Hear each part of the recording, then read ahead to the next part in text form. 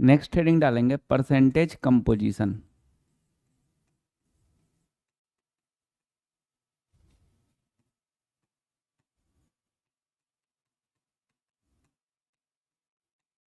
जैसे कोई भी कंपाउंड है, तो कोई कंपाउंड जाहिर सी बात है एक से ज़्यादा एलिमेंट से मिलके बना होगा, है ना। तो उस एलिमेंट का मास परसेंट निकालना है, तो परसेंटेज कंपोजिशन की हेल्प से निकालेंगे। परसेंटेज में पहले से हम लोग यही जान रहे हैं, ये क्लास 8 से मैथ में आ रहा है। तो परसेंटेज में यही जान रहा है कि जिसका भी परसेंटेज निकालना हो उसको कहाँ रखेंगे, ऊपर, नीचे में टोटल आई इंटू 100। तो यहाँ पे भी सिंपली वही कंसेप्ट लगाएंगे। यहाँ पे मास परसेंट ऑफ एलिमेंट अगर निकालना है तो क्या करेंगे, मास ऑफ एलिमेंट ऊपर रखेंगे divided by mass of compound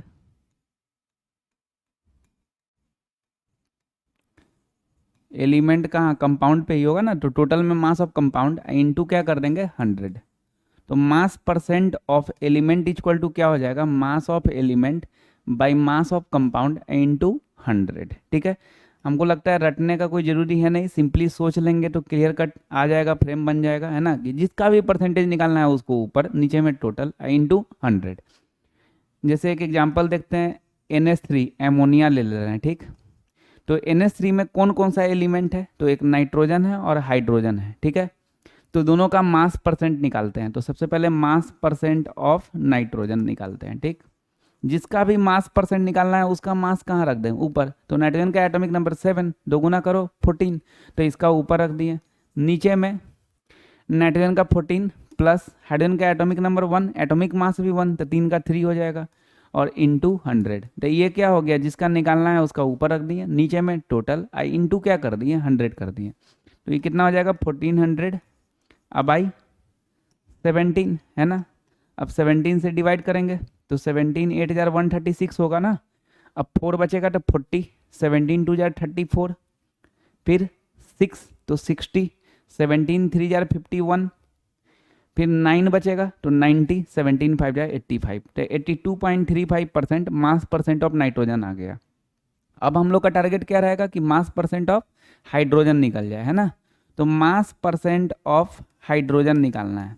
इसको हम लोग दो तरह से निकाल सकते हैं। एक तो हाइड्रोजन का एटॉमिक नंबर 1 तो एटॉमिक मास भी 1, तो 3 का 3, तो 3 ऊपर रख दें, नीचे में टोटल कितना आया है 17 रख दें, इंटू 100 कर दें, इस तरह से निकाल दें। या फिर दूसरा 100 माइनस 82.35%, ये ज़्यादा बेटर है। अरे यार, एक कंपाउंड में दो एलिमेंट है, एक नाइट्रोजन है एक हाइड्रोजन है। नाइट्रोजन का जब मास परसेंट आ गया तो जाहिर सी बात है हाइड्रोजन का 100 में से माइनस ही होगा। परसेंटेज मतलब क्या होता है, आउट ऑफ 100। तो एक का अगर निकल गया 82.35%, तो दूसरा का 100 माइनस इतना कर देंगे। अगर हाँ तीन, अगर कोई कंपाउंड में 3 एलिमेंट है तब फिर एक का निकालोगे, दूसरा का भी निकालोगे, तीसरा का 100 माइनस वो करोगे ही नहीं कि 3 एलिमेंट रहेगा तभी भी 100 माइनस करने लगना दूसरा का, फिर वो गलत हो जाएगा। चूंकि यहाँ पे दो ही एलिमेंट है तो एक का 82.35% है, तो जाहिर सी बात है दूसरा का क्या हो जाएगा 100 माइनस 82.35%। अब इसको करेंगे तो डिसिमल के बाद 2 को जीरो देना होगा, 10 से 5 5, 9 से 3 6, 9 से 2 7, और 9 से 8 1, तो 17.65% आ गया। तो मास परसेंट ऑफ नाइट्रोजन 82.35%। अब मास परसेंट ऑफ हाइड्रोजन कितना आ गया 17.65%। तो रटना नहीं है, परसेंटेज कंपोजिशन में सिंपली दिमाग में रखना है कि कभी भी जिस मास परसेंट निकालना हो कोई एलिमेंट का, तो उसका मास ऊपर रखो, नीचे में टोटल करो, इंटू क्या कर दो 100 कर दो, ठीक है। अब इससे रिलेटेड क्वेश्चन देखते हैं हम लोग। देखो, calculate percentage composition of all the elements of CaCO3। हमको लगता है अभी समझ में आया होगा जो बताए होंगे पीछे, तो इसको पॉज करके अपने से बनाओगे, उसके बाद देखोगे तो अच्छा रहेगा, है ना। और मैक्सिमम चांस है कि बन जाएगा, अगर तुम ठीक से पढ़े होगे, पीछे का रिवीजन करते होगे अच्छे से, तो बन जाएगा, ठीक है। तो पॉज करके पहले बनाओगे फिर देखोगे आगे का। Calculate percentage composition of all the elements of CaCO3। CaCO3 में कौन कौन सा एलिमेंट है, तो एक तो कैल्शियम है, दूसरा कार्बन है, और तीसरा ऑक्सीजन है। तो ये तीनों का परसेंटेज कंपोजिशन निकालना है, बारी बारी से एक एक करके निकालते हैं। तो मास परसेंट ऑफ कैल्शियम, ठीक है। क्या करें, मास percent of all the elements तीनों का निकालना है भाई। तो मास परसेंट ऑफ कैल्शियम, इसका एटॉमिक मास कहाँ रख दें, ऊपर। कैल्शियम का एटॉमिक नंबर 20, दो गुना करो 40, तो एटॉमिक मास हो गया 40, तो इसका ऊपर रख दिए। नीचे में टोटल में कैल्शियम का तो पहले 40 रख दो, फिर कार्बन का एटॉमिक नंबर 6, एटॉमिक मास 2 गुना 12, ऑक्सीजन का एटॉमिक नंबर 8, 2 गुना करो 16, 3 का 48 इंटू 100, है ना। तो 40 बाई, ये तीनों को जोड़ेंगे 8 और 2 10, तो 0 10, तो 1 5 6 और 4 10, ठीक है, इंटू 100, कट गया ना भाई। चलो तो कितना आ गया, 40% आ गया। तो मास परसेंट ऑफ कैल्शियम क्या आ गया इस कंपाउंड में, 40% आ गया। उसी तरह अगर मास परसेंट ऑफ कार्बन निकाले, मास परसेंट ऑफ कार्बन, कार्बन का एटॉमिक मास 12, नीचे में टोटल अभी तो देखे हैं कि पूरा का 100 आएगा, तो काहे फिर नौटंकी करने जाए, 40 + 12 + 48 डायरेक्ट लिख देंगे 100 इंटू 100, है ना, ये कट जाएगा, तो कितना आ गया, 12% आ गया। अब क्या करना है, मास परसेंट ऑफ ऑक्सीजन निकालना है। तो मास परसेंट ऑफ ऑक्सीजन, है ना, इसको तुम दो तरह से निकाल सकते हो। एक तो ऑक्सीजन यहाँ पे कितना है, 3, एक ऑक्सीजन का 16 होता है, तो 3 का कितना हो जाएगा, 48, तो ऊपर में 48, टोटल का 100 इंटू 100, 48 बाई 100 इंटू 100, 100 से 100 कट जाएगा, तो 48% आ जाएगा। या फिर दूसरा 100, टोटल का तो 100% होता है ना, तो 100 माइनस ये दोनों का जोड़ देंगे, तो 40 प्लस कितना 12, ये दोनों का जोड़ के 100 में से माइनस कर देंगे, है ना। तो 100 माइनस ये 52 हो जाएगा ना, 100 माइनस 52 कितना, 48%, ठीक है भाई। तो ये हो गया तुम्हारा मास परसेंट ऑफ कैल्शियम, ये हो गया मास परसेंट ऑफ कार्बन, ये हो गया मास परसेंट ऑफ ऑक्सीजन, ठीक है। चलिए नेक्स्ट क्वेश्चन देखते हैं। इसको पॉज करके पहले अपने से बनाओ, उसके बाद इधर देखोगे तो अच्छा रहेगा। हाँ, क्या पूछ रहा है, percentage composition of water of crystallization, water of crystallization का परसेंटेज कंपोजिशन निकालना है, ठीक है। पॉज कर ही दो, बनाओ अपने से, उसके बाद देखोगे तो ठीक रहेगा। Percentage composition of water of crystallization, है ना, तो mass percent of water of crystallization, जिसका बोल रहा है वो तो लिखना पड़ेगा ना कि हाँ इसका निकाल रहे हैं, है ना। Mass percent of water of crystallization, यहाँ पे कोई एलिमेंट का नहीं बोल रहा है, यहाँ पे वाटर ऑफ क्रिस्टलाइजेशन का बोल रहा है। क्रिस्टलाइजेशन मतलब क्रिस्टल टर्म से बना है, और क्रिस्टल मतलब सॉलिड होता है। तो जब वाटर मॉलिक्यूल जम जाता है, सॉलिड के फॉर्म में आ जाता है, तो उसी को क्या बोलते हैं, वाटर ऑफ क्रिस्टलाइजेशन बोलते हैं। तो यहाँ पे percentage composition of water of crystallization निकालना है। वाटर ऑफ क्रिस्टलाइजेशन कोई एलिमेंट थोड़े ना हुआ जी, कंपाउंड ना हुआ ना, ठीक है। तो जो भी है, खैर अभी हम क्या बताएं कि कंसेप्ट दिमाग में रखो ना, जिसका भी निकालना है उसको ऊपर, नीचे में टोटल इंटू 100। तो mass percent of water of crystallization निकालना है, तो इसका मास कहाँ रख देंगे, ऊपर। अब देखो ये कंपाउंड दिया हुआ है, इसमें वाटर मोलिक्यूल्स कितना है, 2 है, 2 वाटर मोलिक्यूल्स है ना, ये पीछे में 2 लगा हुआ है। तो हाइड्रोजन कितना हो गया, 4, है ना, हाइड्रोजन कितना हो गया, 4, ये देखो ऐसे 2 × 2 कितना 4, तो हाइड्रोजन का एटॉमिक नंबर भी 1, एटॉमिक मास भी 1, तो 4 का कितना हो जाएगा 4, प्लस ऑक्सीजन कितना हो गया 2, है ना, ऑक्सीजन हो गया 2, एक ऑक्सीजन का एटॉमिक नंबर 8, 2 गुना करो 16, तो एक ऑक्सीजन का एटॉमिक मास है 16, तो 2 का कितना हो जाएगा 32, ठीक। या फिर तुम इसको ऐसे भी कर सकते थे कि सीधे H2O का जोड़ लो, तो इसका 2 है, इसका 16, 18 और 2 है ना यहाँ पे, तो 18 × 2 36 भी डायरेक्ट लिख सकते थे, है ना। तो जैसे अप्रोच कर लो, कोई दिक्कत का बात नहीं है। ये हो गया वाटर ऑफ क्रिस्टलाइजेशन का, ऊपर रख दिया। नीचे में क्या करेंगे, टोटल का। तो टोटल में चलो इधर से आ जाओ, पहले 2 हाइड्रोजन, तो इसका 2 लिख दिए, प्लस कार्बन 2 है, तो कार्बन 2 है, एक कार्बन का एटॉमिक नंबर 6, 2 गुना करो ना 12, तो एटॉमिक मास 12, तो यहाँ पे 2 कार्बन है, तो कितना हो जाएगा 24, प्लस ऑक्सीजन का एटॉमिक नंबर 8, 2 गुना करो 16, तो एटॉमिक मास 16, तो 4 का कितना हो जाएगा 64, अब प्लस फिर 2H2O आ गया, तो फिर इसको कोई अगर काउंट कर करके लिखेगा तो बकलोले होगा, तो डायरेक्ट यहाँ से 4 + 32 लिख देते हैं, और इंटू क्या करते हैं 100 कर देते हैं, ठीक है भाई। तो 4 + 32 36 डिवाइडेड बाई 2 और 4 6, 6 और 4 10, 4 14 और 2 16, 1 4 6 10 और 2 12 126, इंटू क्या हो गया 100 हो गया, ठीक है। 2 से ही 18 हो जाएगा, 2 से ही 2 6 जार 12 और 2 3 जार, है ना 6, अच्छा 3 से कटेगा, 3 से ही 3 6 जार 18 हो गया, 3 से 3 2 आई कितना 1, है ना। अब 3 से ही फिर 2 और 3 7 जार 21, अब नहीं कटेगा, तो ऊपर में 200 आ गया, और नीचे में कितना आ गया 7, और 7 से डिवाइड करेंगे 7 टू जार 14 है ना, फिर कितना बचेगा 6, तो 60 हो जाएगा, 7 8 जार 56, फिर 40 हो जाएगा, 7 5 जार 35 है ना, फिर 50 हो जाएगा, 7 7 जार 14, काफ़ी है 28.57%। ठीक है भाई, तो ये हो गया mass percentage, mass percent of water of crystallization. तो हम लोग क्या समझे परसेंटेज कंपोजिशन में, सिंपली कुछ भी याद करने योग बात नहीं है, सिंपली जिसका भी निकालना है ना मास परसेंट उसको ऊपर रखो, नीचे में टोटल इनटू 100, ऐसे ही मन में सोचना, क्यों फालतू में मास परसेंट ऑफ एलिमेंट करने जाओगे, यहाँ पे आओगे तो कुआत होगा कि अरे ये तो एलिमेंट नहीं है, सिंपली यार जिसका भी निकालना है उसको ऊपर, नीचे में टोटल इनटू 100 हो गया। इससे रिलेटेड एनसीईआरटी में एक क्वेश्चन है इस टॉपिक से रिलेटेड, फेयर कॉपी में लिखोगे इसी के नीचे, यही क्वेश्चन के नीचे एनसीईआरटी एक्सरसाइज में दूसरा नंबर क्वेश्चन, ये तुम्हारा परसेंटेज कंपोजिशन का ही क्वेश्चन है, और बनाओगे कहाँ, रफ कॉपी में। ठीक है, चलिए नेक्स्ट हेडिंग देखते हैं, empirical formula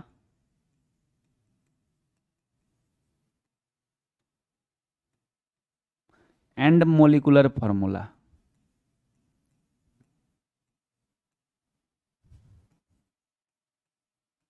empirical formula and क्या, मोलिकुलर फार्मूला।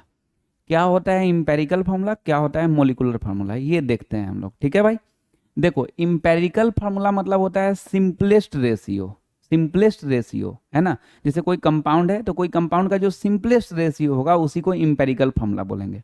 और मोलिकुलर फार्मूला मतलब एग्जैक्ट नंबर ऑफ एटम, जो कोई कंपाउंड में जो एग्जैक्ट नंबर ऑफ एटम है उसी को क्या बोलेंगे, मोलिकुलर फार्मूला बोलेंगे। तो पहले इसका डिफिनीशन लिख लेते हैं फिर और डेप्थ में चलते हैं। ठीक है, तो empirical formula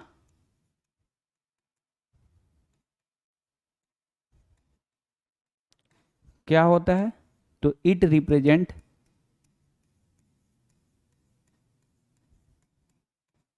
simplest ratio of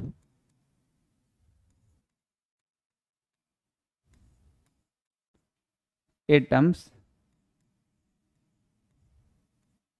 present in the compound.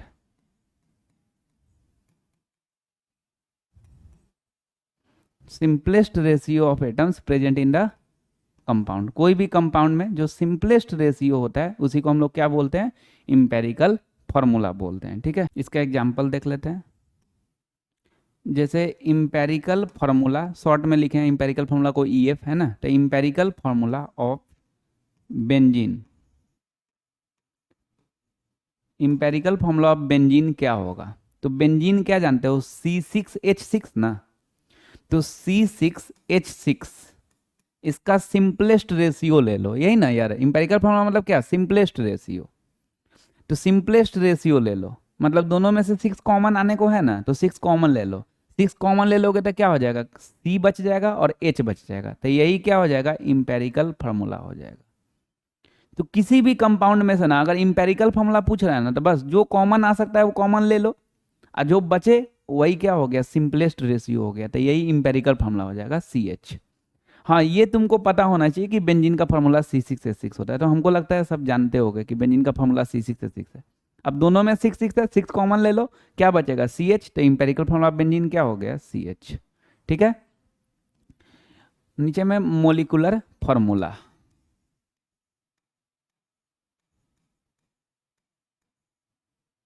ये क्या होता है, एग्जैक्ट नंबर ऑफ एटम होता है ना, तो it represent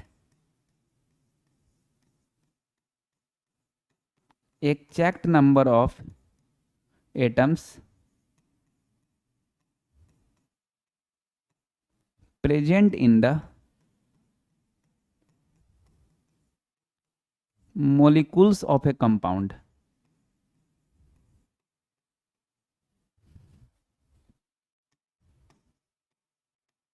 exact number of atoms present in the molecules of A compound. ठीक है भाई, इसका एग्जांपल, तो मोलिकुलर फार्मूला ऑफ, सेम उसी का ले लेते हैं, बेंजीन का ही ले लेते हैं, तो मोलिकुलर फार्मूला ऑफ बेंजीन, तो जो तुम याद किए हुए हो C6H6, ये क्या याद किए हुए, मोलिकुलर फार्मूला ही याद किए हुए हो, एग्जैक्ट नंबर ऑफ एटम ना, पूरा पूरा एटम ले लेते हो ना, तो यही क्या हो गया, मोलिकुलर फार्मूला हो गया। तो सिंपली इंपेरिकल फार्मूला, जरूरी नहीं है कि एकदम लैंग्वेज याद करें, सिंपली इंपेरिकल फार्मूला सुनते ही दिल में आ जाना चाहिए सिंपलेस्ट रेशियो, और मोलिकुलर फार्मूला मतलब एग्जैक्ट नंबर ऑफ एटम। कोई पूछे इंपेरिकल फार्मूला क्या, तो सिंपलेस्ट रेशियो आ जाना चाहिए।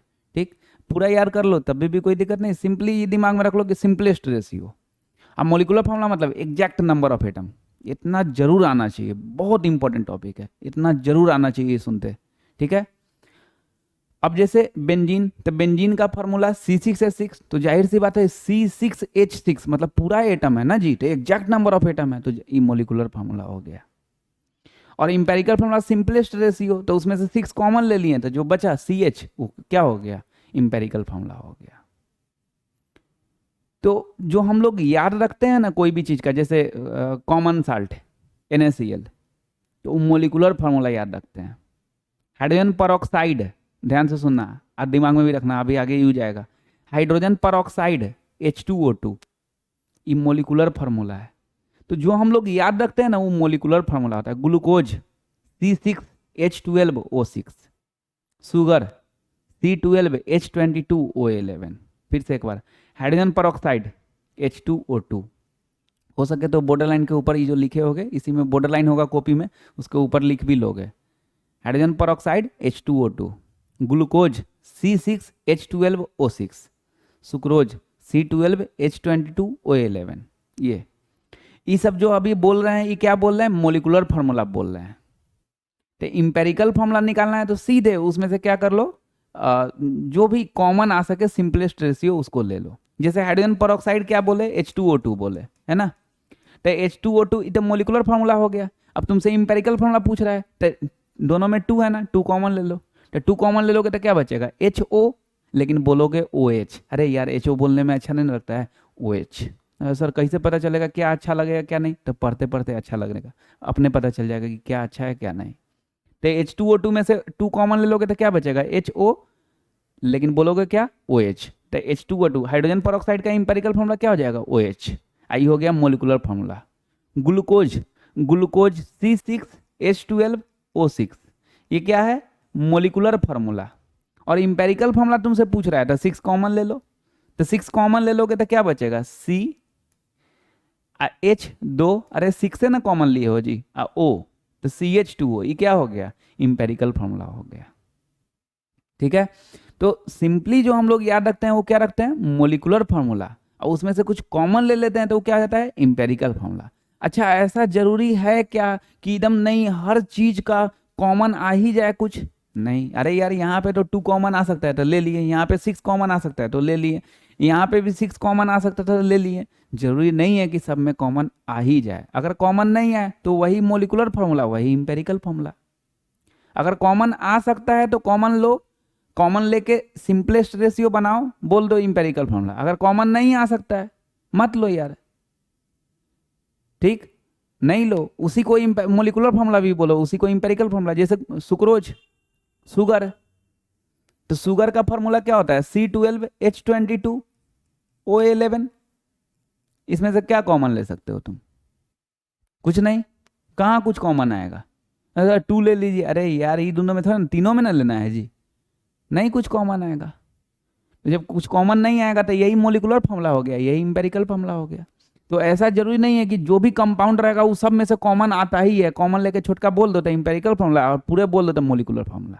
अगर कॉमन नहीं आ पाए तो वही मोलिकुलर फार्मूला, वही इंपेरिकल फार्मूला। कॉमन आ जाए तो जो एग्जैक्ट नंबर ऑफ एटम वाला रहेगा वो मोलिकुलर फार्मूला हो गया, और जो छोटा वाला रहेगा कॉमन लेने के बाद रहेगा वो क्या हो गया, इंपेरिकल फार्मूला हो गया। ठीक है भाई, अभी हम लोग 2 टर्म जाने, एक इंपेरिकल फार्मूला और क्या, मोलिकुलर फार्मूला। अभी दोनों में रिलेशन कि इंपेरिकल फार्मूला और मोलिकुलर फार्मूला में क्या रिलेशन है, अभी इतना पॉज करके दिमाग में कर लो। इंपेरिकल फार्मूला मतलब सिंपलेस्ट फार्मूला, ये दिमाग में चलना चाहिए। देखो कोई कोई वीडियो देख लेता है कंप्लीट और उसको पता नहीं रहता कि टॉपिक का मतलब क्या है, टर्म का मतलब क्या, तो वो सोचता ही नहीं है, और कुछ सोचते रहता है, वीडियो चलाते रहता है। ऐसा नहीं करना है।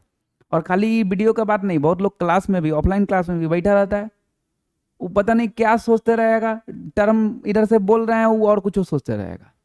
तो खैर क्लास में तो रगड़ा भी जाता है, इसमें कैसे रगड़ा जाए, तो थोड़ा सा यार ध्यान रखना है भाई। हाँ, अगर सुन रहे हैं ना तो अच्छे से उसका टर्म का मतलब भी पता होना चाहिए, पता होना चाहिए कि क्या पढ़ रहे हैं अभी। हाँ, खाली वीडियो देख रहे हैं, लिख रहे हैं और क्या पढ़ रहे हैं पता नहीं है। कोई पूछते क्या कौन टॉपिक पढ़े हो अभी, अब बताइए नहीं पाए तो क्या फ़ायदा यार, तो पता होना चाहिए कि empirical formula and molecular formula पढ़ रहा है। इंपेरिकल फॉर्मूला मतलब क्या, सिंपलेस्ट फॉर्मूला। अब मोलिकुलर फॉर्मूला मतलब एग्जैक्ट नंबर ऑफ एटम। ठीक है, अब इन दोनों में रिलेशन देख लेते हैं। तो नीचे में हेडिंग डालेंगे relation between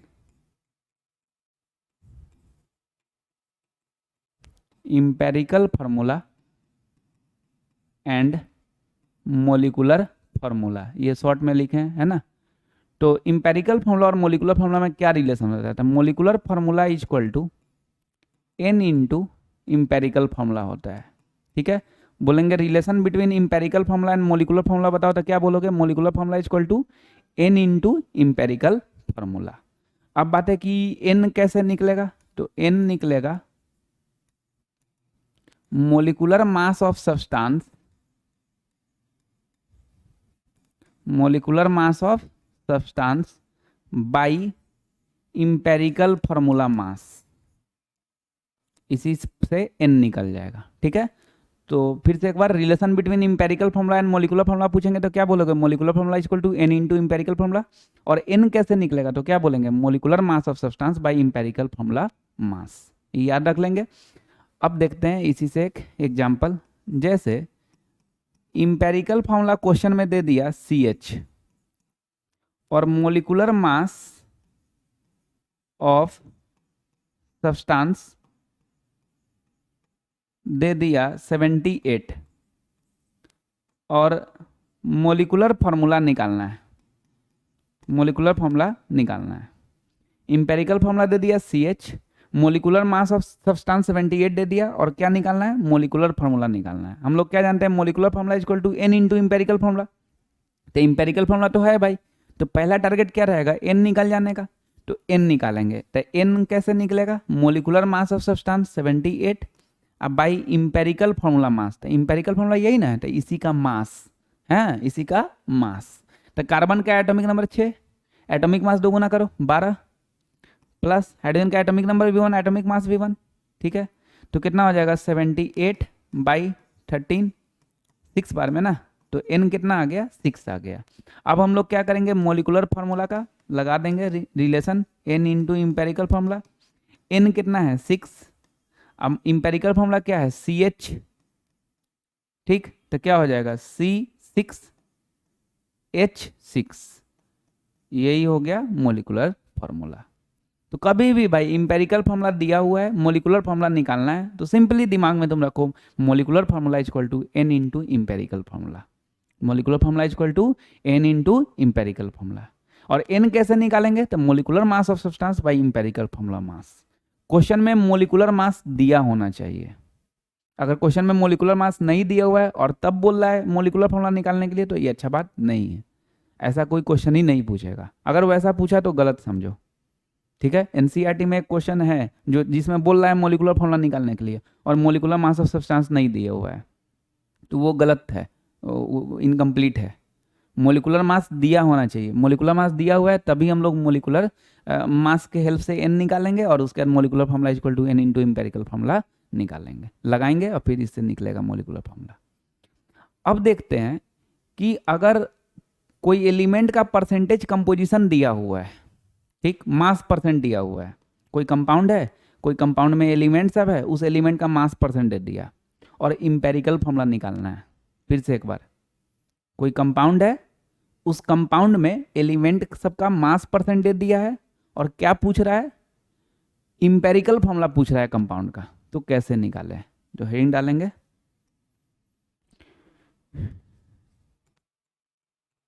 method to find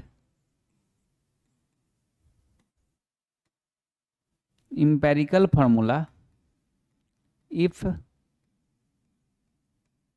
mass percent of element is given। ठीक है, ये फाइंड है यार, इसको ठीक कर देते हैं। Method to find empirical formula if mass percent of element is given, मतलब कोई एलिमेंट का मास परसेंट दिया हुआ है और उसका क्या निकालना है, इंपेरिकल फॉर्मूला निकालना है कंपाउंड का, तो कैसे निकालेंगे। इसके लिए ना 3 स्टेप है भाई, कितना स्टेप है, 3 स्टेप। 3 स्टेप अगर ध्यान रख लोगे ना तो काम हो जाएगा, खूब आराम से इंपेरिकल फॉर्मूला निकल जाएगा। पहला स्टेप एटॉमिक रेशियो निकालना है। क्या निकालना है? Atomic ratio. कैसे निकालेंगे? तो मास परसेंट दिया रहेगा, मास परसेंट में उसका एटॉमिक मास है, जिसका भी जो भी एलिमेंट का मास परसेंट दिया हुआ है उसी एलिमेंट का मास परसेंट अब बाई एटॉमिक मास कर देंगे। इससे क्या निकल जाएगा? एटॉमिक रेशियो निकल जाएगा। तो divide mass percent by their atomic mass, by their atomic mass, it gives atomic ratio. ये क्या बता देगा? एटॉमिक रेशियो बता देगा। ठीक है, तो पहला नंबर में क्या देखे, पहला स्टेप में क्या देखे? एटॉमिक रेशियो निकालना है। एटॉमिक रेशियो कैसे निकालेंगे? मास percent by atomic mass. Step 2 दिमाग में बैठाते जाना है अच्छे से, ठीक है ना, साथ साथ अच्छा रहेगा। ये नहीं कि पहले पढ़ लेते हैं फिर बाद नहीं, अभी दिमाग में बैठाओ, फिर क्वेश्चन भी बनाना है इससे रिलेटेड। ठीक है, तो पहला एटॉमिक रेशियो निकालेंगे, दूसरा लिस्ट रेशियो निकालेंगे। लिस्ट रेशियो कैसे निकालेंगे? तो देखो, जैसे कोई कंपाउंड है तो जाहिर सी बात है एक से ज़्यादा एलिमेंट है, तो 2 एलिमेंट होगा या 3 एलिमेंट होगा। तो अभी हम एज्यूम कर लेते हैं कि 3 एलिमेंट होगा कोई कंपाउंड में, तो जैसे एक एलिमेंट, फिर दूसरा एलिमेंट, फिर तीसरा एलिमेंट। ठीक है, तो सबका तुम क्या करोगे? एटॉमिक रेशियो निकाल लिए रहोगे। तो अभी तीनों का एटॉमिक रेशियो निकल गया रहेगा, तो कोई का सबसे छोटा होगा, उससे बड़ा, फिर उससे भी बड़ा। तो जिसका एटॉमिक रेशियो सबसे छोटा होगा उससे क्या करोगे? तीनों में डिवाइड कर दोगे। फिर से एक बार, लिस्ट रेशियो कैसे निकालेंगे? तो जो एटॉमिक रेशियो निकाले रहेंगे उसमें कोई सबसे छोटा होगा ना जी, तो जो सबसे छोटा वाला एटॉमिक रेशियो होगा उससे क्या करेंगे? तीनों में डिवाइड कर देंगे, तो लिस्ट रेशियो निकल जाएगा। ठीक है, तो divide atomic ratio by smallest of them.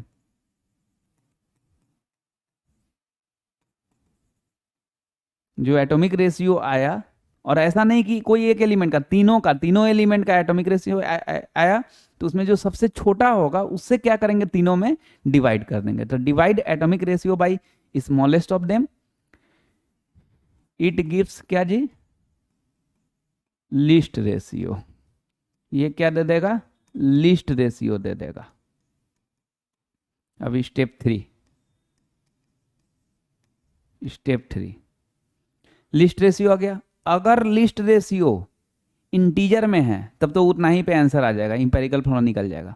लेकिन अगर लिस्ट रेशियो फ्रैक्शनल में है तो उस केस में जो स्मॉलेस्ट इंटीजर रहेगा उससे मल्टीप्लाई करके उसको इंटीजर में करेंगे। जैसे मान लो एक 2 आ गया, एक 3/2 आ गया और एक 6 आ गया। तो इसमें क्या है कि 3/2 खाली लफड़ा फंसा रहा है, फ्रैक्शन आ गया। तो 3/2 में नीचे में 2 है, तो सब में क्या करेंगे? 2 से मल्टीप्लाई कर देंगे ताकि ये 3/2 का 2 खत्म हो जाए कट के। तो अगर लिस्ट रेशियो फ्रैक्शन में आ गया तो उसको स्मॉलेस्ट इंटीजर से मल्टीप्लाई करके उसका फ्रैक्शन पार्ट खत्म कर देंगे, और जो आएगा उसी को सिंपल होल नंबर रेशियो बोलेंगे। क्या बोलेंगे? सिंपल होल नंबर रेशियो बोलेंगे। तो if list ratio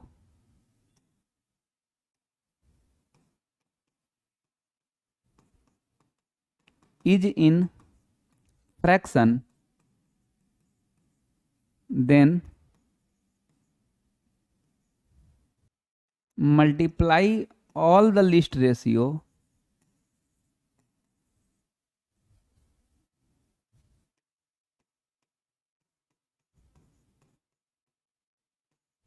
by smallest integer।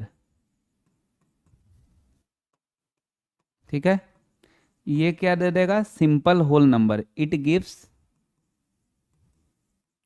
Simple whole number ratio. ये सिंपल होल नंबर रेशियो दे देगा। 3 चीज को इसमें अंडरलाइन करोगे। एक तो यहाँ पे एटॉमिक रेशियो को अंडरलाइन करना, दूसरा लिस्ट रेशियो को अंडरलाइन करना, और तीसरा सिंपल होल नंबर रेशियो को अंडरलाइन करना, सिंपल होल नंबर रेशियो को। ठीक है भाई, और इसको फ्रेम खूब अच्छे से बनाना कि इसका क्वेश्चन बन सके। कभी भी मास परसेंट दिया हुआ है, इंपेरिकल फॉर्मूला निकालना है तो 3 स्टेप फ्रेम करेंगे। पहला एटॉमिक रेशियो, दूसरा लिस्ट रेशियो, तीसरा सिंपल होल नंबर रेशियो। एक बार और, पहला एटॉमिक रेशियो, दूसरा लिस्ट रेशियो, तीसरा सिंपल होल नंबर रेशियो। तो एटॉमिक रेशियो कैसे निकलता है, फिर बैक ऑफ द माइंड चलना चाहिए, मास percent by atomic mass. List ratio कैसे निकलता है, तो जो भी एटॉमिक रेशियो आता है उसमें जो सबसे छोटा वाला होता है उससे क्या करते हैं, तीनों में या दो है तो दोनों में डिवाइड कर देते हैं, तो लिस्ट रेशियो आ जाता है। फिर सिंपल होल नंबर रेशियो कैसे निकालते हैं, तो अगर कोई फ्रैक्शनल में रहता है, फ्रैक्शन में रहता है, तो उसको स्मॉलेस्ट इंटीजर से मल्टीप्लाई करके हम लोग ले आते हैं सिंपल होल नंबर रेशियो में। तो यही तीनों बात खूब अच्छे से पॉज करके फ्रेम कर लो पहले, और उसके बाद इसका क्वेश्चन देखेंगे हम लोग, ठीक है। देखते हैं इसका क्वेश्चन, एक एग्जाम्पल देखते हैं पहले, उसके बाद क्वेश्चन देखेंगे। एग्जाम्पल में जैसे कार्बन का 60% है, हाइड्रोजन का 8% है, और ऑक्सीजन का 32% है। कोई कंपाउंड में कार्बन का परसेंटेज कितना है, 60%, हाइड्रोजन का 8%, ऑक्सीजन का 32%, और पूछ रहा है इंपेरिकल फार्मूला, कि इंपेरिकल फार्मूला बताओ, ठीक है। तो हम लोग क्या करेंगे भाई, कभी भी इस टाइप का क्वेश्चन रहे तो हम लोग क्या करेंगे कि सबसे पहले इस तरह से लिखेंगे और ये फ्रेम बनाएंगे कि इस टाइप का क्वेश्चन को ऐसे बनाते हैं। देखो क्वेश्चन बनाने से पहले तो फ्रेम बनाना ही पड़ता है ना जी। अगर कोई क्वेश्चन बना रहे हैं तो उसका कंसेप्ट रखना है कि हाँ इस टाइप से बनाएंगे। अब कोई कंसेप्ट नहीं कि ऐसे से बनाएंगे, जैसे मन किया तैसे लिख दिए, जिन्हें मन किया उन्हें, तो वो अच्छा नहीं रहता है। तो स्टेप दिमाग में रखना होता है कि ये बनाएंगे, फिर खूब अच्छा से बनेगा। तो मास परसेंट दिया हुआ है, इंपेरिकल फॉर्मूला निकालना है, इतना तो हम लोग को पता है कि 3 चीज करना होगा, atomic ratio, least ratio, simple whole number ratio. लेकिन सबसे पहले हम लोग क्या करेंगे, एलिमेंट का नाम लिखेंगे। एलिमेंट कौन कौन है, कार्बन और हाइड्रोजन और ऑक्सीजन, ये। अब क्या करेंगे, एटॉमिक रेशियो, पहला स्टेप तो यही ना है, एटॉमिक रेशियो। एटॉमिक रेशियो कैसे निकालते हैं, मास परसेंट बाई एटॉमिक मास। तो मास परसेंट कितना है इसका 60, अब बाई एटॉमिक मास 12, इसका मास परसेंट 8 बाई एटॉमिक मास 1, इसका मास परसेंट 32, अब बाई एटॉमिक मास 16। तो ये कितना हो गया 5, ये हो गया 8, ये हो गया 2, ठीक है। ये क्या निकल गया, एटॉमिक रेशियो निकल गया। अब हम लोग देखो इंपेरिकल फॉर्मूला निकालना है ना, तो अब हम लोग क्या करेंगे, लिस्ट रेशियो निकालेंगे। तो लिस्ट रेशियो कैसे निकालते हैं, तो इसका एटॉमिक रेशियो 5 आया, इसका 8 आया, इसका 2 आया, सबसे छोटा कौन है 2, इससे क्या करेंगे तीनों में डिवाइड कर देंगे। तो क्या हो जाएगा 5/2 है ना, ये 8/2 4 आ गया, 2/2 कितना हो गया 1 आ गया, ठीक।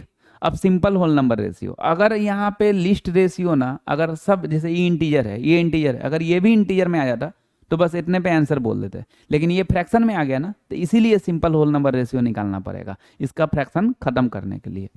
तो simple whole number ratio,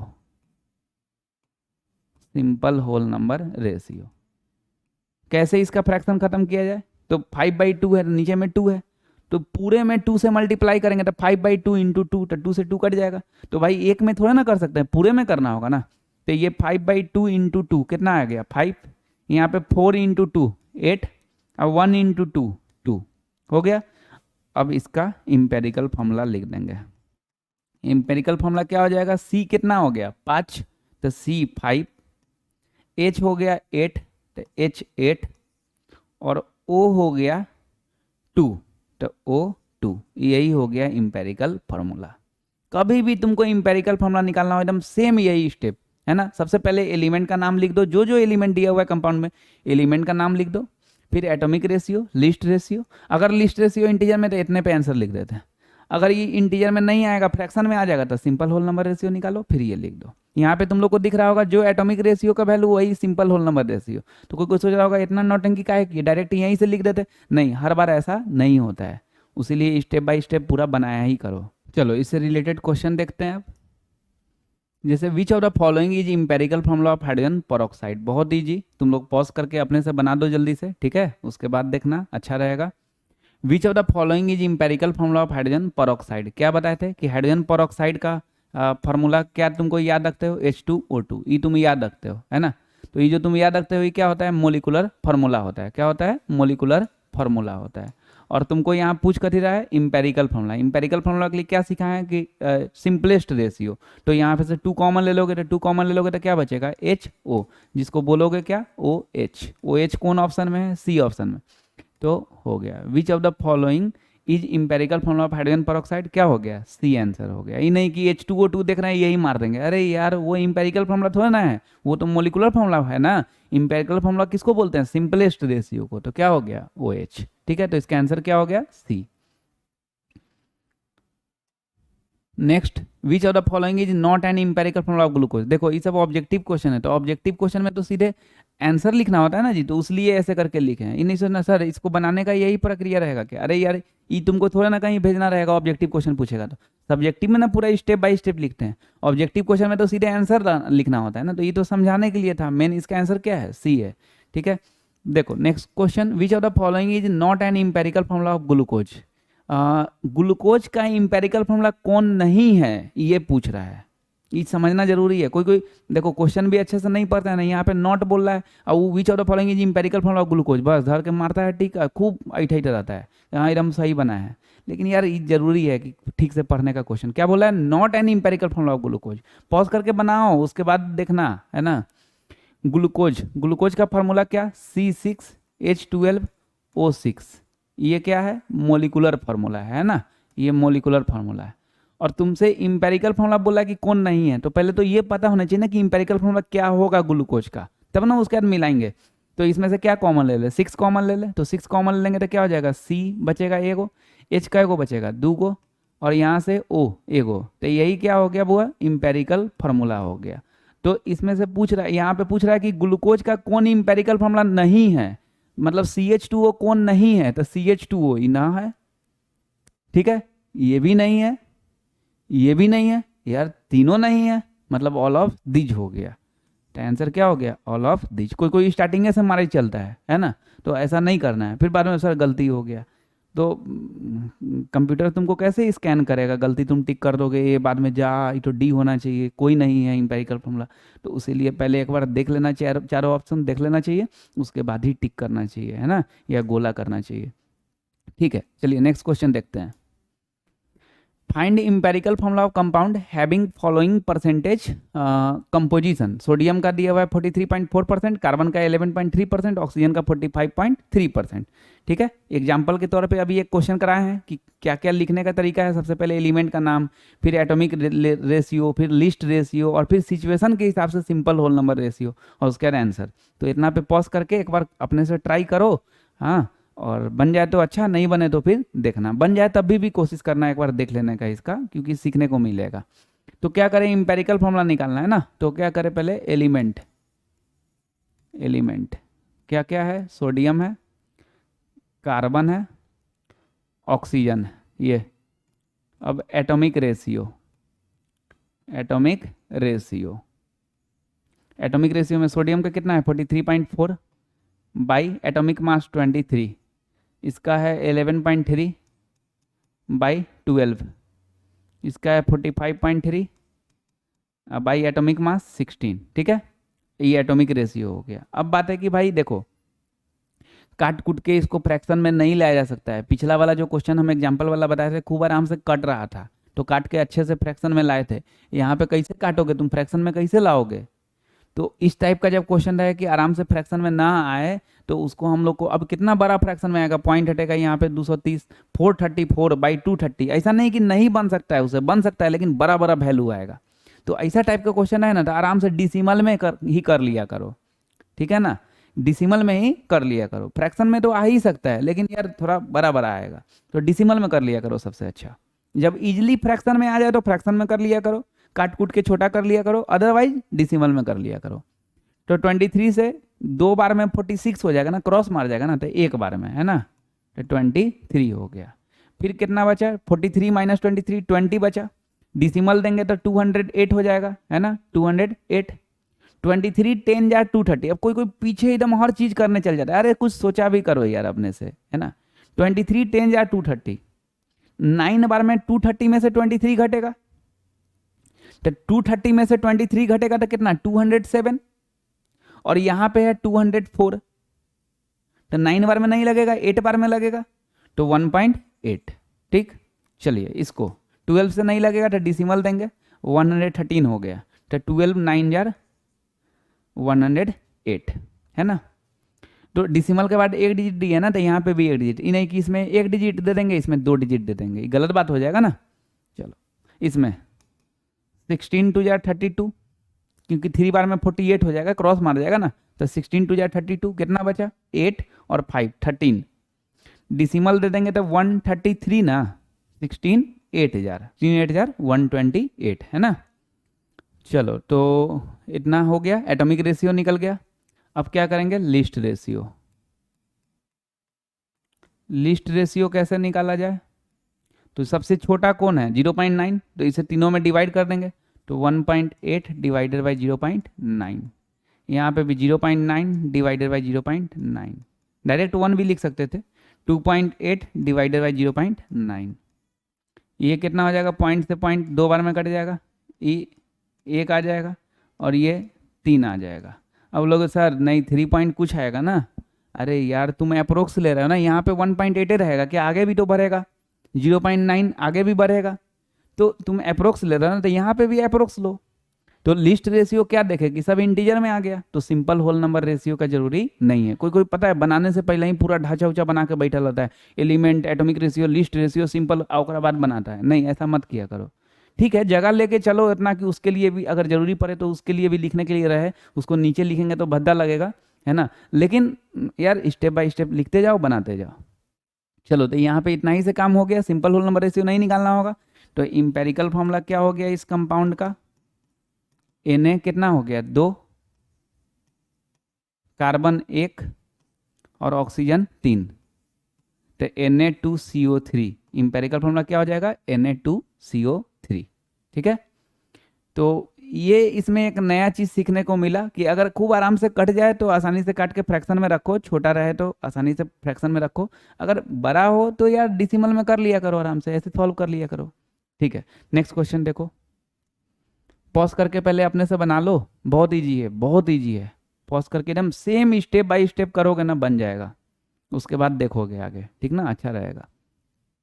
assuming the atomic mass of metal M, कोई मेटल M मान लिया है जिसका एटॉमिक मास 56 दिया है, और find empirical formula of its oxide, मतलब मेटल का ऑक्साइड, मतलब जो कंपाउंड है उसमें मेटल होगा और ऑक्सीजन होगा, मेटल का ऑक्साइड मतलब यही ना हुआ, मेटल होगा और ऑक्सीजन होगा, तो मेटल का ऑक्साइड कंटेनिंग 70% ऑफ M, 70% क्या है M है, तो क्या करेंगे इंपेरिकल फॉर्मूला निकालना है ना, तो एलिमेंट में क्या क्या हो गया, मेटल और ऑक्सीजन, पहले तो मेटल M बोले हुआ है और फिर ऑक्साइड है उसीलिए ऑक्सीजन होगा उस कंपाउंड में। अब एटॉमिक रेशियो निकालेंगे, एटॉमिक रेशियो कैसे निकालेंगे, तो mass percent by atomic mass, तो मास परसेंट कितना दिया हुआ है इसका मेटल का 70, अब बाई एटॉमिक मास 56, ठीक है, और ऑक्सीजन का कितना होगा मास परसेंट, तो जाहिर सी बात है मेटल ऑक्साइड है तो मेटल का 70% मतलब ऑक्सीजन का 30% होगा, तो इसका मास परसेंट 30, अब आई इसका एटॉमिक मास 16 है ना। ये देखो लग रहा है कि आसानी से कट के छोटा सा आ जाएगा वैल्यू, है ना, तो इसको फ्रैक्शन में कर देंगे, और जब नहीं लगे तो डिसिमल में कर दिया करो। ठीक है, तो 7 से ही 10 बार में और 7 से ही 8 बार में, फिर 2 से ही 5 और 2 से ही 4, तो ये कितना आ गया 5/4 आ गया। यहाँ पे 2 से ही हो जाएगा 15 और 2 से ही 8, तो 15/8। ठीक है, ये आ गया एटॉमिक रेशियो। अब हम लोग क्या करेंगे, list ratio. Least ratio, least ratio क्या करते हैं, छोटा वाला से डिवाइड करते हैं, तो इसमें छोटा कौन है, तो तुम लोग सीखे होगे ऐसे 5/4 और 15/8 में छोटा कौन, तो 5 × 8 40 हो गया, अब 15 × 4 60 हो गया, तो इधर में 40 इधर में 60, तो जाहिर सी बात है ये छोटा हो गया। ठीक है, ये आता होगा ऑलरेडी, तो 5/4 छोटा हो गया, तो छोटा वाला से डिवाइड कर देते हैं, तो 5/4 डिवाइडेड बाई 5/4 कितना हो जाएगा 1, और यहाँ पे 15/8 और डिवाइडेड बाई 5/4, तो डिवाइडेड बाई 5/4 करेंगे तो इनटू करेंगे तो क्या हो जाएगा उल्टा 4/5, काट दो, 4 से ही 2 और 5 से ही 3, मतलब 3/2, ये आ गया लीस्ट रेशियो। यहाँ पे लीस्ट रेशियो फ्रैक्शन में आया तो सिंपल होल नंबर रेशियो निकालना होगा, सिंपल होल नंबर रेशियो। कैसे? 2 से मल्टीप्लाई करना होगा ना, स्मॉलेस्ट इंटीजर नीचे में 2 ही है तो 2 से मल्टीप्लाई, तो 1 इंटू 2 2, 3/2 इंटू 2 3। तो इंपेरिकल फॉर्मूला क्या आ गया, m कितना हो गया 2 और o 3 हो गया, यही आंसर हो गया इंपेरिकल फॉर्मूला। ठीक है, चलिए नेक्स्ट क्वेश्चन देखते हैं। नेक्स्ट क्वेश्चन पॉज करके पहले बनाओगे ही अपने से, उसके बाद देखोगे, अच्छा रहेगा। ठीक है, एन ऑर्गेनिक कंपाउंड जिसका मोलर मास दिया हुआ है 60, ऑर्गेनिक कंपाउंड का, कोई एलिमेंट का नहीं, पूरे ऑर्गेनिक कंपाउंड का मोलर मास दिया हुआ है 60, contains 20% carbon, 6.7% hydrogen and 46.67% nitrogen and oxygen. Oxygen का परसेंटेज नहीं बताया है, तो ऑक्सीजन का परसेंटेज कैसे निकालेंगे, तो 100 माइनस ये सबको जोड़ देंगे तो ऑक्सीजन का निकल जाएगा। तो find molecular formula of compound. ठीक है, हम लोग जानते हैं molecular formula equal to n into empirical formula, और मास परसेंट से इंपेरिकल फॉर्मूला निकालना जानते हैं। तो पहला टारगेट हम लोग का क्या रहेगा भाई, इंपेरिकल फॉर्मूला निकल जाए। इंपेरिकल फॉर्मूला निकलने के लिए सबका मास परसेंट होना चाहिए। मास परसेंट यहाँ पे कार्बन का है, हाइड्रोजन का है, नाइट्रोजन का है, ऑक्सीजन का नहीं है। तो पहले मास परसेंट ऑफ नाइट्रोजन निकाल लेते हैं, सॉरी ऑक्सीजन निकाल लेते हैं। तो mass percent of oxygen 100 minus ये सबका जोड़ देते हैं, 20 प्लस 6.7 प्लस 46.67। ठीक है, तो 100 माइनस ये सबको जोड़ते हैं तो 7 और 6 13, फिर 1 और 6 7, 7 और 6 13, 13 और 0 13 ही 1 हो गया, फिर 5 और 2 7, तो 100 माइनस 73.37। इसको माइनस करेंगे तो 10 से 7 3, फिर 9 से 3 6, 9 से 3 6, 9 से 7 2, तो 26.63% आ गया मास परसेंट ऑफ ऑक्सीजन। ठीक है, अब हम लोग क्या करेंगे, इंपेरिकल फॉर्मूला निकालेंगे। मास परसेंट सबका पता चल गया, अब हम लोग इंपेरिकल फॉर्मूला निकालेंगे। इंपेरिकल फॉर्मूला निकालने के लिए क्या बताएं कि सबसे पहले एलिमेंट लिखना है। एलिमेंट में क्या क्या हो गया, तो कार्बन, हाइड्रोजन, नाइट्रोजन, ऑक्सीजन। तो कार्बन, हाइड्रोजन, नाइट्रोजन, ऑक्सीजन। ठीक है भाई, एटॉमिक रेशियो।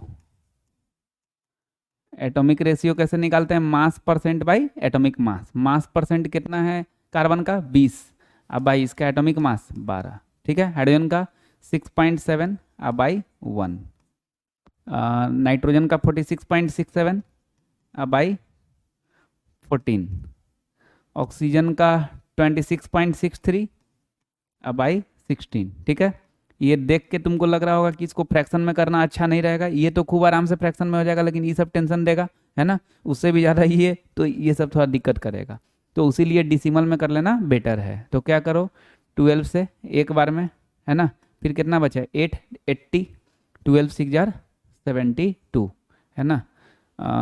उसके बाद ये वाला 6.7 ही रहने दो, ये वाला 14 से 14 3 जार 42, फिर कितना बचा 4, तो डिसिमल देंगे तो 46 है ना, फिर 14 3 जार 42, डिसिमल के बाद एक डिजिट काफ़ी है। 16 से 1 बार में तो 10 बचा, तो 106, 16 6 जार 96। ठीक है, डिसिमल में कर लिए। डिसिमल में सब जगह डिसिमल के बाद एक डिजिट कर रहे हैं ना, उसलिए ऐसा किए। अब क्या करेंगे, लिस्ट रेशियो। लिस्ट रेशियो में क्या करते हैं, जो सबसे छोटा रहता है उसे डिवाइड करते हैं। सबसे छोटा कौन है इसमें, 1.6 है ना, तो 1.6 डिवाइडेड बाई 1.6, डायरेक्टली भी 1 लिख सकते थे, इस तरह से भी लिख सकते हैं, फिर बाद में कर देंगे यार, क्या दिक्कत है। 6.7 बाई 1.6, यहाँ पे 3.3 बाई 1.6, यहाँ पे 1.6 बाई 1.6, क्या हो जाएगा, पॉइंट से पॉइंट हट जाएगा, ये एक बार में कट जाएगा। ठीक, ये पॉइंट से पॉइंट 16 4 जार 64, अब फिर सर 3 बचा, अरे यार तुम अप्रोक्स ले रहे हो ना, लो अप्रोक्स 4 करो। ठीक है, फिर पॉइंट से पॉइंट 16 बार से 2 बार में, है ना, फिर पॉइंट से पॉइंट ई एक बार में। बताओ सिंपल होल नंबर रेशियो का जरूरी पड़ा क्या, नहीं, तो डायरेक्ट इसी से इंपेरिकल फॉर्मूला लिख दो। इंपेरिकल फॉर्मूला क्या हो गया, कार्बन कितना है, एक नहीं लिखते हैं, वो अंडरस्टूड होता है ना। हाइड्रोजन कितना है 4, ठीक है, नाइट्रोजन 2 हो गया, ऑक्सीजन 1 हो गया, तो CH4N2O ये क्या हो गया, इंपेरिकल फॉर्मूला हो गया। अब क्या निकालना है हम लोग को, लेकिन molecular formula. Molecular formula equal to क्या होता है, एन इंटू इम्पेरिकल फार्मूला। तो पहले एन निकाल ले। तो एन कैसे निकालेंगे, तो मोलिकुलर मास ऑफ सब्सटेंस, देखो मोलर मास दिया हुआ है 60, अब बाई इम्पेरिकल फार्मूला मास, तो इम्पेरिकल फार्मूला मास निकालेंगे तो कार्बन का एटॉमिक नंबर 6, एटॉमिक मास कितना हो जाएगा 12, प्लस हाइड्रोजन का एटॉमिक नंबर 1, तो एटॉमिक मास भी 1, तो 4 का हो जाएगा 4, प्लस नाइट्रोजन का एटॉमिक नंबर 7, तो 2 गुना करो 14, तो 2 का हो जाएगा 28, अब प्लस ऑक्सीजन का 16 हो जाएगा, है ना ये। चलो तो ऊपर में 60 आ गया, नीचे में सबको जोड़ेंगे 6 और 8, 14 और 4, 18 और 2, 20, 2 बचा, तो 3 और 2, 5 और 1, 6, यार ये तो दोनों कट के कितना आ गया 1 आ गया। तो n आ गया। अब हम लोग क्या करेंगे, molecular formula equal to n into empirical formula. तो n कितना रख देंगे 1, और इम्पेरिकल फार्मूला क्या है भाई CH4N2O, तो 1 से मल्टीप्लाई करेंगे तो सेम रहेगा ना, कोई चेंजिंग नहीं आएगा। तो यही हो गया मोलिकुलर फार्मूला। तो यहाँ पे भी हम लोग क्या देख लिए कि जो इम्पेरिकल फार्मूला है वही मोलिकुलर फार्मूला है, पहले भी बता चुके थे। शुगर के केस में C12H22O11, मोलिकुलर फार्मूला भी वही, इम्पेरिकल फार्मूला भी यही, ठीक है। लेकिन ये बात तो पहले नहीं ना पता रहता है कि सर ये स्टेप काहे कर दिए, डायरेक्ट यहीं पे आंसर मार देते, तो ये पहले थोड़ा ना पता रहता है जी, निकाले तभी ना पता चला कि हाँ दोनों क्या आया, सेम आया, ठीक है। चलो तो अब इससे रिलेटेड जो एनसीईआरटी में क्वेश्चन है, इसको पहले अच्छे से दिमाग में करोगे कि इम्पेरिकल फार्मूला क्या होता है, सिंपलेस्ट रेशियो, मोलिकुलर फार्मूला क्या होता है, एग्जैक्ट नंबर ऑफ एटम, है ना ये। उसके बाद फिर जब मास परसेंट दिया रहे तो इम्पेरिकल फार्मूला कैसे निकालेंगे, तो 3 स्टेप है, वो तीनों स्टेप दिमाग में घुमाओगे, है ना। Relation between empirical formula and molecular formula दिमाग में घूमना चाहिए। उसके बाद क्वेश्चन से प्रैक्टिस करेंगे, उसके बाद इससे रिलेटेड एनसीईआरटी में जो क्वेश्चन है वो लिख लो, बना लोगे कहाँ, रफ कॉपी में, ठीक है। एनसीईआरटी एक्सरसाइज 3, 8, 34, ये तीनों क्वेश्चन बना लेना है, ठीक है भाई। अच्छे से पढ़ना है, नेक्स्ट क्लास में आगे बढ़ेंगे हम लोग।